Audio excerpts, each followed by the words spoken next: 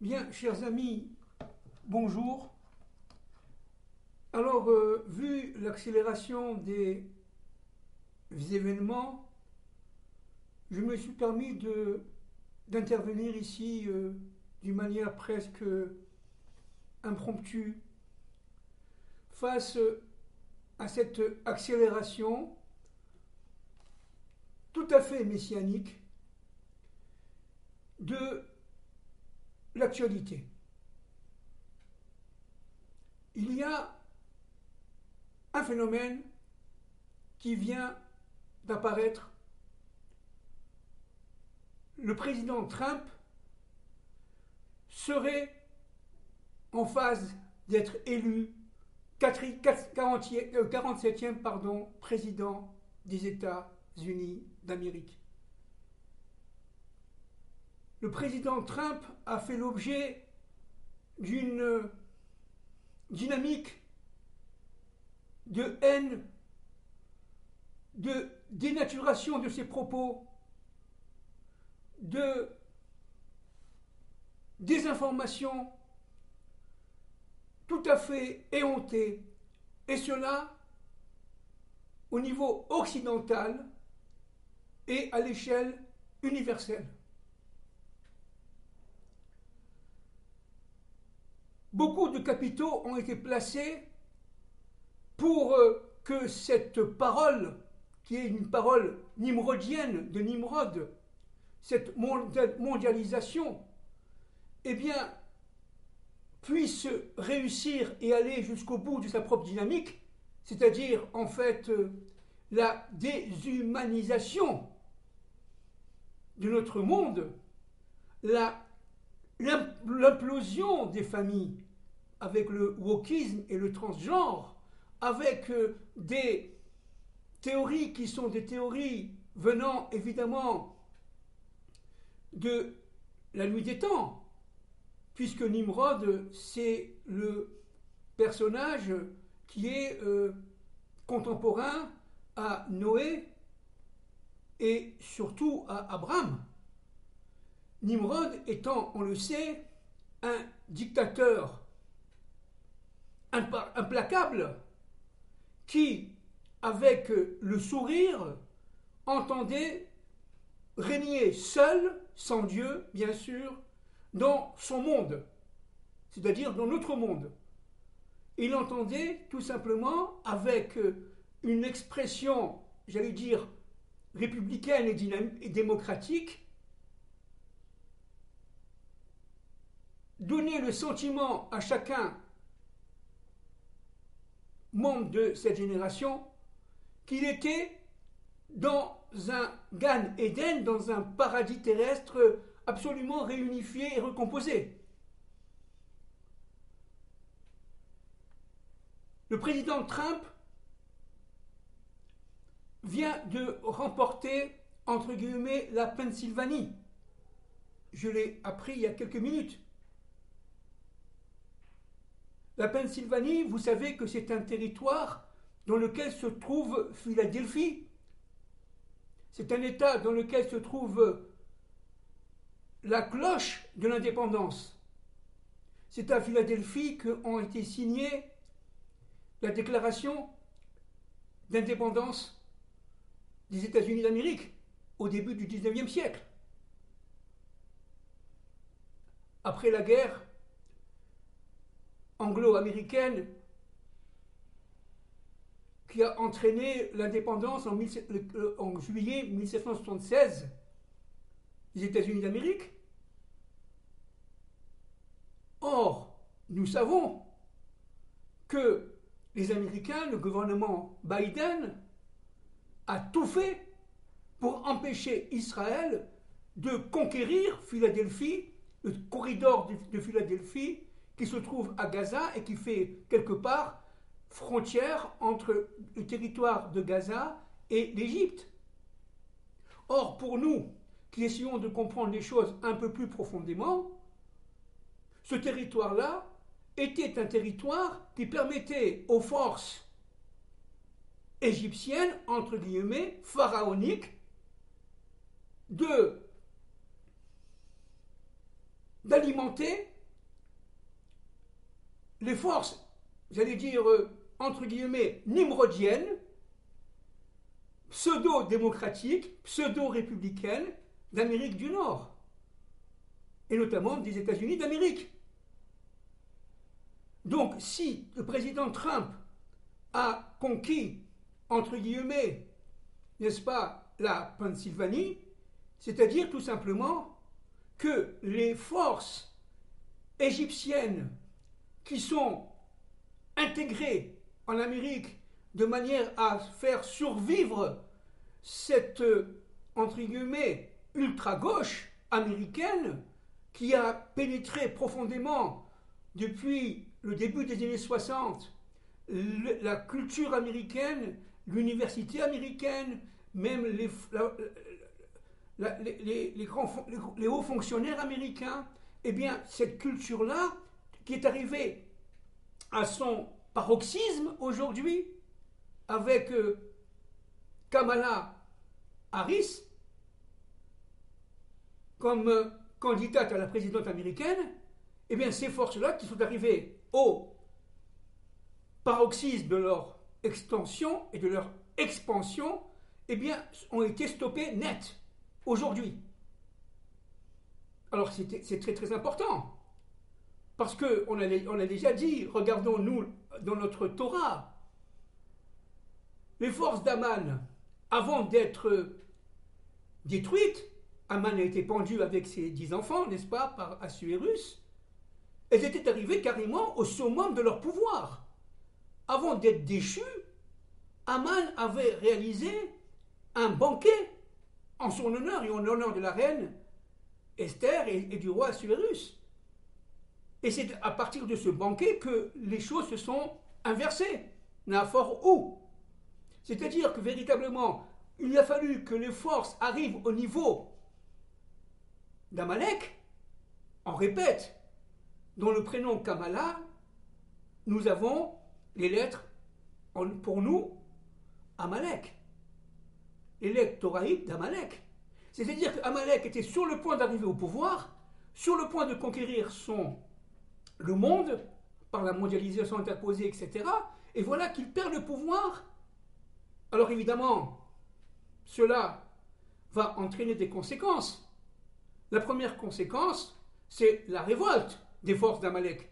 Parce que les forces d'Amalek, elles sont tapies partout. Dans le monde occidental, et pas seulement dans le monde occidental, bien sûr. Dans le monde islamique et dans les autres mondes. Amalek est partout tapis dans le monde, y compris dans les entreprises, dans les grandes banques, dans les grands systèmes. Qu'est-ce que c'est qu'Amalek? C'est une force qui a été créée avant la création, au moment où a été créé Israël, de manière à tout faire pour empêcher Israël, donc le monde, puisqu'Israël c'est un microcosme de l'universel, dans le monde, de réussir et d'accomplir la mission de Dieu. Donc nous sommes aujourd'hui dans une journée historique. Historique. Nous avons à la fois ici les mondes de Nimrod, avec la mondialisation. N'oublions pas la tour de Babel, on la retrouve non finie en Europe, à Bruxelles. Vous avez la tour de Babel, n'est-ce pas, qui est un symbole de l'Union européenne. Ce n'est pas le seul, mais c'est un symbole fondamental. L'Europe qui se dit, nous sommes dans le monde de Babel, et nous savons, nous, que nos maîtres sont très clairs, c'est à la fin des temps, ou Babel qui réussit, ou Jérusalem qui réussit. Jérusalem ne peut pas se développer si Babel arrive au, entre guillemets, summum de sa réalisation. C'est ou Jérusalem ou Babel. Donc aujourd'hui, on voit très bien que ce sera Baruch Hashem, Jérusalem, et que Babel va s'effondrer encore une fois. Alors, juste un mot très important, avant de revenir à notre maître Abraham dans la paracha Lech Lecha. Juste un mot très important. Qu'est-ce que c'est qu'en fait le conte que Babel? Babel, c'est deux significations, si je vais très très vite en quelques secondes. Babel, nous avons le mot Bible, mais vous avez aussi Bilboul. La Bible, on sait ce que c'est. Le Bilboul, ça veut dire le grand mélange. On perd notre identité intérieure. Les peuples, les États sont tout simplement, non pas seulement divisés, mais dissous dans un magma phénoménal, tout à fait satanique, qui fait que l'individu et la collectivité ne se retrouvent plus avec la chute des valeurs, l'inversion des valeurs, l'inversion des mondes, et véritablement un monde, certes, disons, entre guillemets, sécurisé par le grand despote Nimrod, mais qui est en fait complètement déshumanisé. Complètement déshumanisé. Tandis que Jérusalem, c'est exactement le contraire. C'est l'union des diversités. C'est l'union des complémentarités. Chaque État, chaque nation a sa raison d'être. C'est pour ça que Akadosh Baruch Hu a divisé cette humanité du temps de Babel, du temps de Nimrod, en 70 nations. Parce que chaque nation étant autonome, avec sa propre langue, sa propre histoire, sa propre culture, mais évidemment, en séparant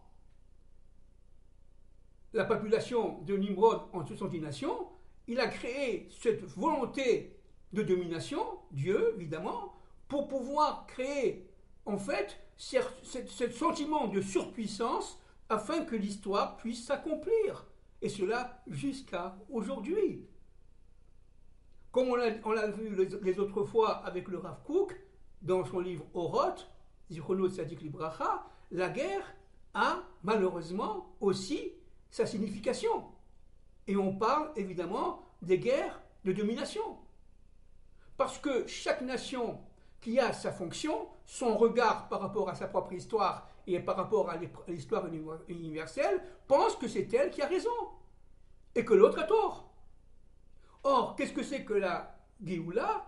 Qu'est-ce que c'est que la délivrance? C'est tout simplement lorsque les nations comprendront que leur vision de l'histoire, elle est juste, elle est implacablement juste, mais complémentaire aux autres visions. Il n'y a pas du tout une sorte de vision unique dans le cadre de l'unicité. Il y a non pas une vérité vraie, mais une vérité vraie qui est diluée dans une infinité de vérités, et que chaque nation qui porte, j'allais dire, 1/70 de cette vérité, et cela à l'infini, eh bien, tout simplement, doit être elle-même, doit être identifiable, doit être en rapport avec le plan de Dieu, avec la volonté divine, avec le monde d'Adam et de Ève avant la faute. Et dans ce cadre-là, apparaît Abraham. Abraham, évidemment, c'est 10 générations, disent nos maîtres.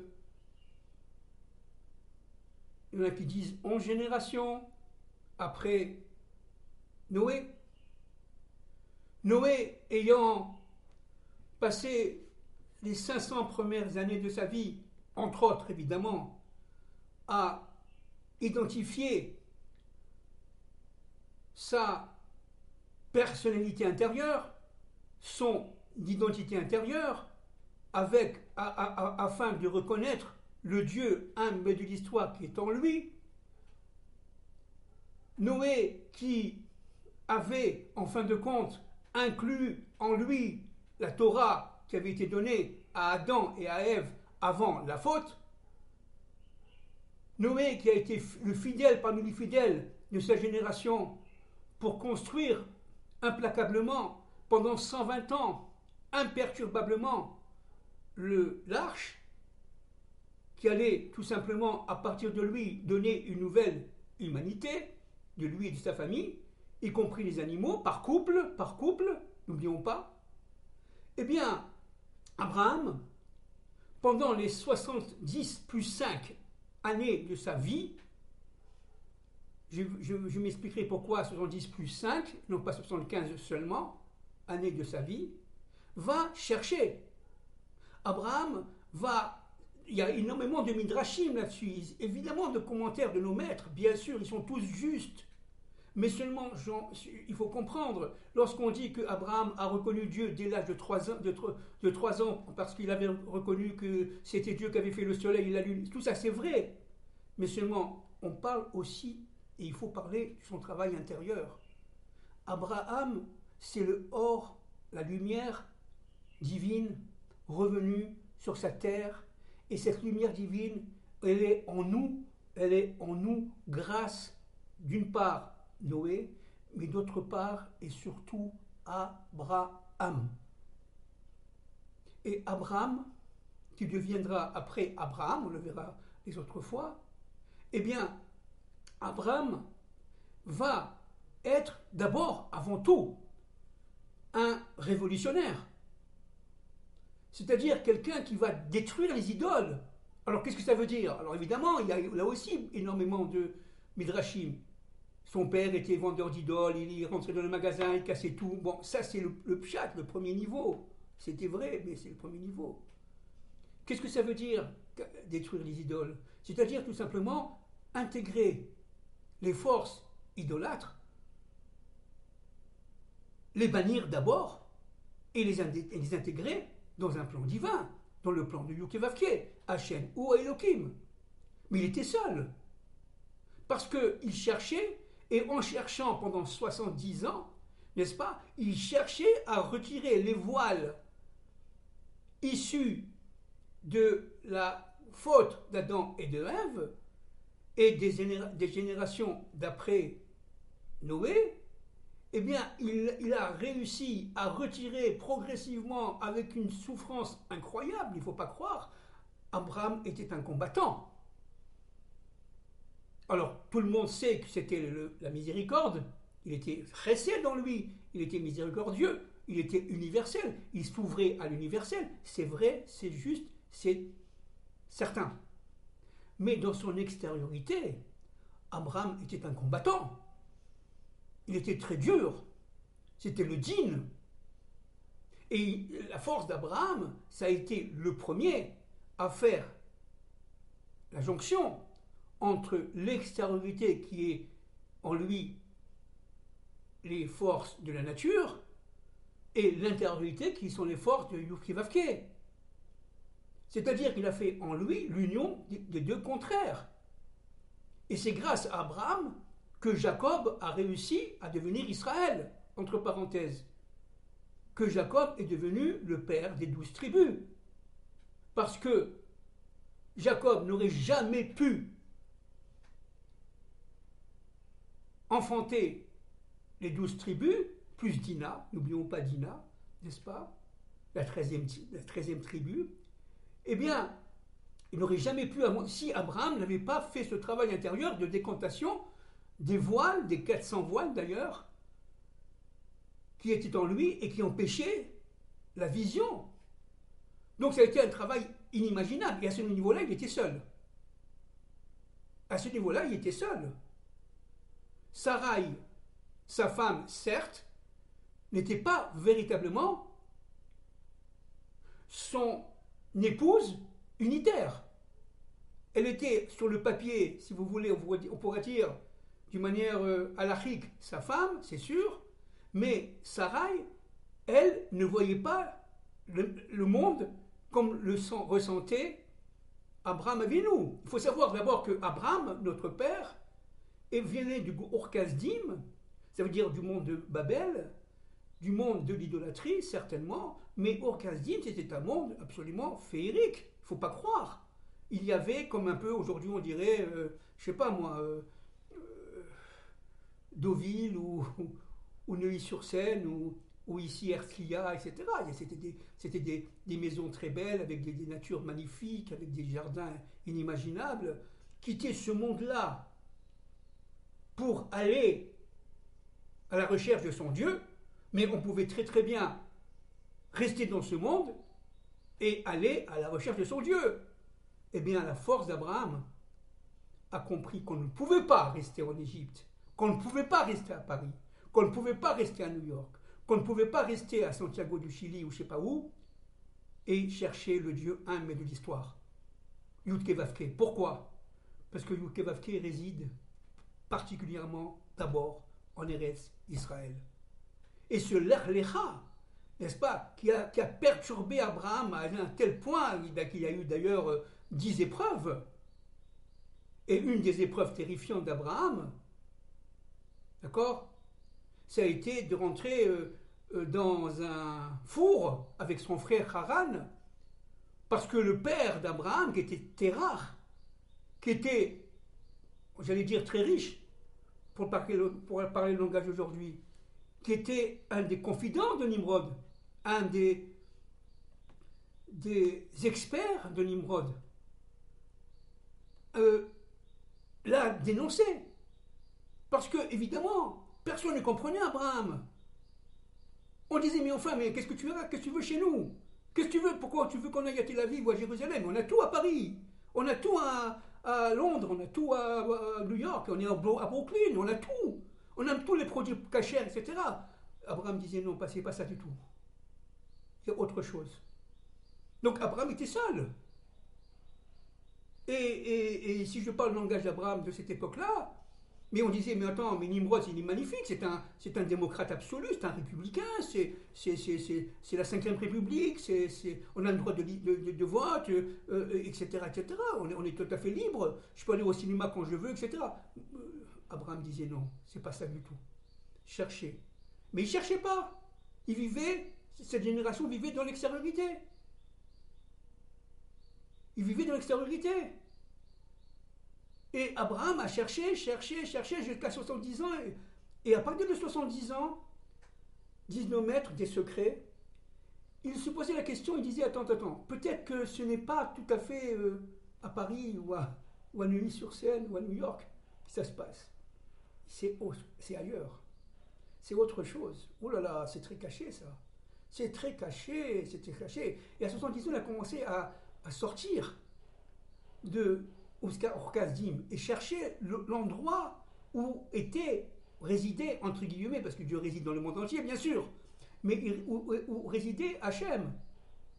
Et il est arrivé de proche en proche avec, évidemment, sa famille. Il a poussé sa famille, y compris Terach, son père qui a fait tchouva, d'ailleurs, entre parenthèses, qui a reconnu Dieu, mais son frère Haran, qui est mort dans le four de Nimrod.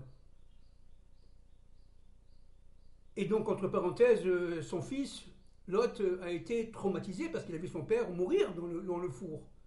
Entre parenthèses.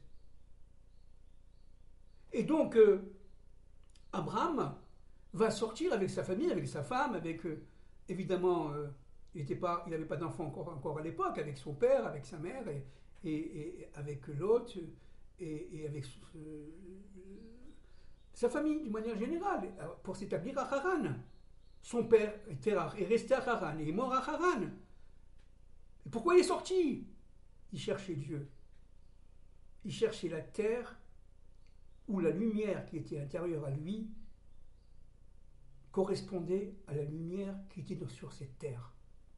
Il cherchait tout simplement le Hémet, la vérité. Alors qu'il avait tout. Il était seul contre toute sa génération. C'était un Hébreu, comme Noé d'ailleurs était seul dans sa génération. Il était seul parmi toute sa génération. On le prenait pour un fou. Mais on a tout, qu'est-ce que tu veux? Je cherche autre chose. Et il cassait les idoles, c'est-à-dire il cassait les certitudes. Il cassait les forces qui étaient en nous, qui étaient les forces du plaisir, les forces du désir, les forces de tout ça. Pourquoi? Parce que tout simplement, on ne peut rencontrer Hachem, Yud, Ke, Vav, Ke, qui est un Dieu caché, qu'après des années et des années et des années, et encore, je répète, des années de travail intérieur. Si, y compris ceux qui étudient la Torah, y compris ceux qui étudient la Gemara, y compris ceux qui étudient la Mishnah, si on reste dans l'extériorité de la Torah, on ne met pas la Torah du Sod, comme faisait Abraham Avinu, eh bien, on ne pouvait pas rencontrer Yud-Keh Vav-Keh. C'était pas possible. Alors il cherchait. Et à 75 ans, entre 70 et 75 ans, il cherchait. À 75 ans, il reçoit enfin le Lech Lecha. Dieu se découvre à lui et lui parle et lui adresse tout simplement un ordre. Lech Lecha. Va dans le pays que je t'indiquerai. Mais quel pays? On ne dit pas. Mais pourquoi? Continue à chercher. Continue à chercher. Et Abraham quitte Haran avec sa femme et son fils et son neveu Lot. Et bon an, mal an, avec une imouna de feu, avec une, j'allais dire, une envie folle d'arriver au Hémet, il a cherché, il a cherché et il a cherché. Comme il cherchera pendant 3 jours et 3 nuits, 19 mètres, l'emplacement du mont Sion pour accomplir la ligature de son fils Yitzhak. Il cherchait. Qui est Abraham? C'est le chercheur par excellence. C'est le chercheur par excellence. Et lorsqu'il a payé 400 cycles d'argent pour acquérir la tombe de sa femme Sarah, eh bien, il donne un signal au lecteur de la Torah qu'il avait réussi sa mission, qu'il avait réussi à retirer les 400 voiles qui séparaient le Dieu d'Elohim au Dieu Yud-Keh Vav-Keh. Et ça, c'est fondamental. Donc, Abraham, qui est imperturbablement un révolutionnaire, qui était ouvert à tous, alors que Noé était fermé à tous. Vous voyez? Pourquoi? Parce que Noé, on l'a déjà dit l'autre fois, était un individualiste. Il fallait passer d'abord par la libération intérieure de soi-même et de sa famille, pour arriver à la libération universelle. C'est-à-dire que Noé est un passage obligé pour Abraham. Abraham devait être le descendant, même à la 10e génération, de Noé. Et il y a même des maîtres des secrets qui disent que Noé, c'est une génération en tant que telle. Il n'y avait non pas 20 générations entre Adam et Rishon et Abraham, mais 21 générations. Il y a 10 générations entre Adam et Noé, une génération de Noé, et 10 générations entre Noé et Abraham. Et 5 générations entre Abraham et Moïse. Ça veut dire 26. Et 26, c'est évidemment Yud-Keh Vav-Keh, la gématria de Yud-Keh Vav-Keh. Ça veut dire le Dieu caché, le Dieu un, maître de l'histoire. Donc, Abraham, qui est un combattant, un révolutionnaire, Abraham a fait mai 68, mais pas le mai 68 de Paris des années 68, bien entendu, des années 70. Il a fait mai 68 dans un monde véritablement qui était assuré que Nimrod était le démocrate, dans un monde qui était assuré qu'il fallait tout simplement non pas suivre ses ordres, mais aller contre ses ordres. Bien que ces ordres, d'une manière extérieure, étaient magnifiques. Liberté, égalité, fraternité. Mais aujourd'hui, qu'est-ce qu'on voit avec l'élection du président Trump? C'est que, pour la deuxième fois, c'est-à-dire c'est que ce monde-là de Nimrod, qui réapparaît à la fin des temps de l'histoire de nos jours, va s'effondrer sous nos yeux. Comme le temps de Nimrod, la tour s'est effondrée. C'est ce qui se passe. Alors pourquoi Dieu fait ça? Bien sûr, c'est Dieu qui est le maître de l'histoire. Qui c'est qui met Obama? C'est Dieu, bien sûr. Qui c'est qui met Clinton? C'est Dieu, bien sûr. Et ce sont des êtres qui ont construit d'une manière infatigable la mondialisation. Alors pourquoi Dieu fait ça? Parce que ce sont les forces de Nimrod qui des autres mondes reviennent. Et entre parenthèses, les forces de Nimrod se relient aux forces de Pharaon de nos jours, qui se relient aux forces de Sodome et Gomorrhe de nos jours, qui se relient aux forces d'Amalek de nos jours. Nous vivons un moment extrêmement complexe, très très obscur, mais pour ceux qui savent regarder, absolument phénoménal, extraordinaire, messianique. Je sais qu'on n'aime pas dire le mot messianique, maintenant c'est comme mondialiste. Parce que tout simplement on en a peur. On veut cacher. Mais nous vivons véritablement la messianisation du monde à la fin des temps de l'histoire, qu'on le veuille ou qu'on ne le veuille pas. Donc,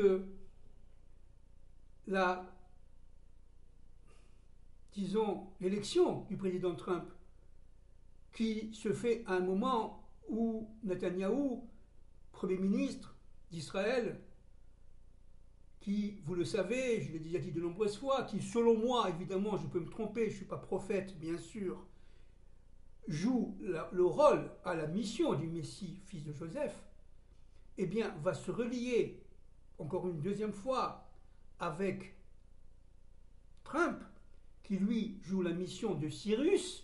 Et n'oublions pas que Cyrus a permis la construction du second temple. Donc, la construction du troisième temple se fera, si Dieu veut, encore une fois on peut se tromper, on n'est pas prophète, sous la coupe, dans ce monde, du couple Netanyahou-Trump. Cyrus revient. Pourquoi Cyrus revient? Parce que tout simplement, Esther est en train d'accomplir sa mission à la fin des temps de l'histoire. Alors vous allez me dire encore une fois, quelle est la mission d'Esther? C'est d'inverser l'ordre des choses. Le fait que Haman est arrivé pratiquement aux portes définitives du pouvoir, eh bien, perd son pouvoir et est tué. Il est pendu avec ses 10 fils. Au moment où le Parti démocrate ultra-gauche, qui s'est inspiré de philosophes marxistes comme Gramsci, par exemple, il y en a d'autres, hein, mais évidemment, a pénétré les consciences européennes, bien sûr, américaines, mais pas seulement, dans les universités. Il faudra des années, normalement, pour essayer de s'en sortir. Parce que les âmes, les consciences sont pétries de cette culture universaliste, mondialiste. Et donc, c'est un travail très, très, très énorme. Évidemment, le président Trump n'arriverait pas en quelques années, d'abord il est âgé, en plus il n'a que 4 ans, et il a déjà été 4 ans, donc on ne peut pas faire plus de 8 ans quand on est président des États-Unis, et donc il est déjà âgé. Bon, disons qu'il aura 2 ans maximum, 2 ans et demi, 3 ans, parce qu'après on est dans la présélection suivante. Eh bien, pour faire en 3 ans ce qu'il veut faire, ça veut dire dégrossir le marais, comme il dit, n'est-ce pas? Essayer de détruire au maximum l'État profond. C'est un temps d'abord très très dangereux pour lui, pour ses équipes, et c'est un temps de tension extrême pour le peuple américain, pour l'Occident et pour le monde. Il est évident que l'État profond ne va pas se laisser faire, et que le président Trump est, que Dieu le protège, en grand danger. Il en est conscient, mais il fait sa mission.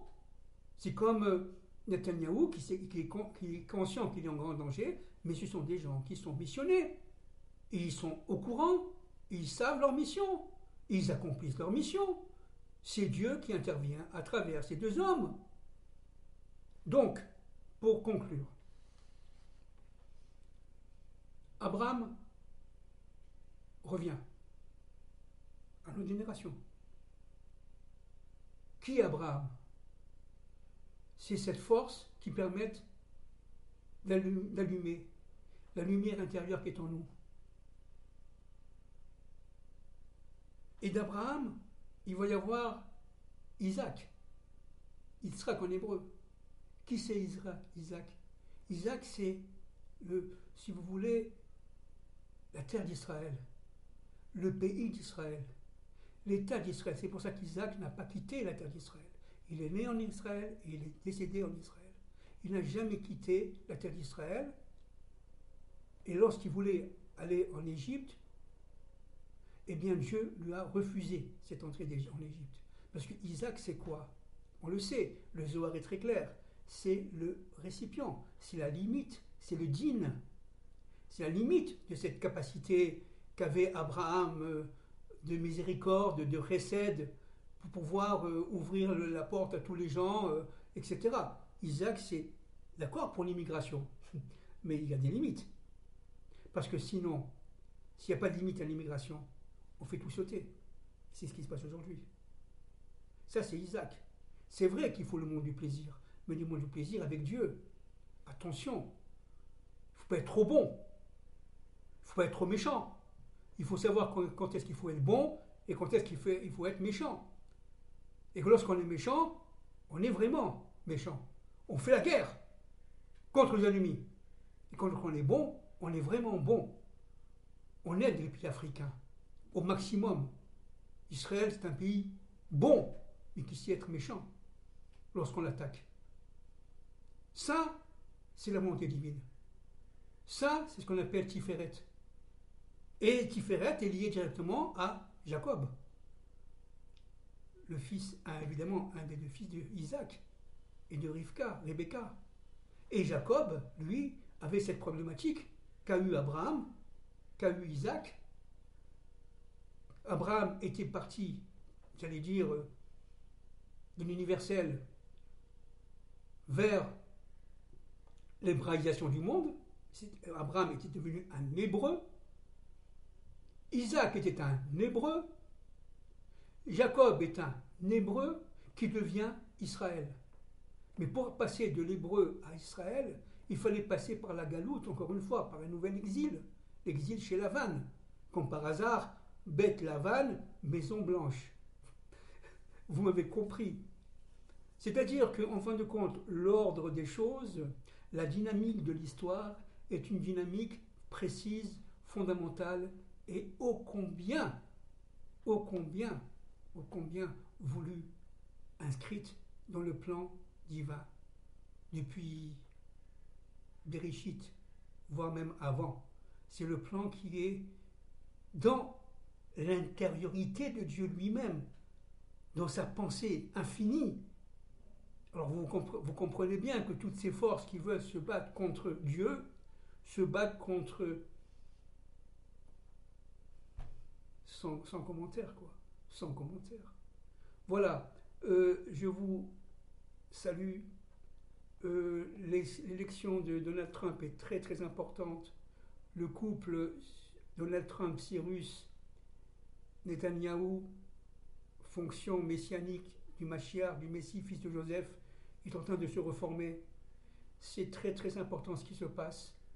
Les ennemis d'Israël et les ennemis de la paix et les ennemis du shalom et les ennemis du bien, eh bien, vont disparaître progressivement, mais aussi très vite. Nous allons le voir. Nous sommes à la veille d'événements incroyables, d'événements prodigieux, miraculeux. Soyons unis, soyons conscients de notre union. Nous faisons partie des familles de la terre. N'oublions pas qu'au temps d'Adam Arishon et de Chava, il y avait les familles de la terre. Il n'y avait pas les nations. Les nations ont été construites par Dieu après Babel. Une fois qu'il a dispersé ces peuples, Pourquoi? Parce que pour pouvoir arriver aux familles des nations, il fallait, aux familles de la terre, aux familles de la terre, il fallait passer par le côté national, qui était un passage obligatoire. Et ça, les forces du mal le savent.